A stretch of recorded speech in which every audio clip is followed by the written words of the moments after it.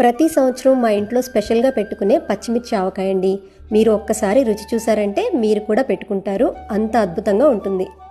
ఈ ఆవకాయకి కారం లేకుండా బజ్జీ మిరపకాయలు అయితేనే చాలా బాగుంటాయండి. శుభ్రంగా నీళ్ళతో కడిగేసి తడి లేకుండా ఇలా పొడిగుడ్డుతో తుడుచుకొని మిరపకాయ తొడిమల్ని ఇలా సగభాగం వరకు తీసేసి కత్తితో 3 పక్కలా కోసుకొని పక్కన పెట్టుకోవాలి. ఇప్పుడు ప్యాన్లో 5 స్పూన్ల ఆవాలు, 2 స్పూన్ల మెంతులు వేసి దోరగా వేయించి పూర్తిగా చల్లారిన తర్వాత మిక్సీ జార్లో వేసి ఇలా మెత్తని పొడిలాగా చేసుకోవాలి. ఇప్పుడు చీరి పెట్టుకున్న మిరపకాయల్లోకి 50 గ్రాముల కారం, ఆవాలు, మెంతిపిండి, గుప్పెడు వెల్లుల్లి రెమ్మలు, మీ రుచికి తగ్గ రాళ్ల ఉప్పు, 300 గ్రాముల స్వచ్ఛమైన నువ్వుల నూనె వేసి అన్నీ బాగా కలిసేలాగా కలుపుకోవాలి.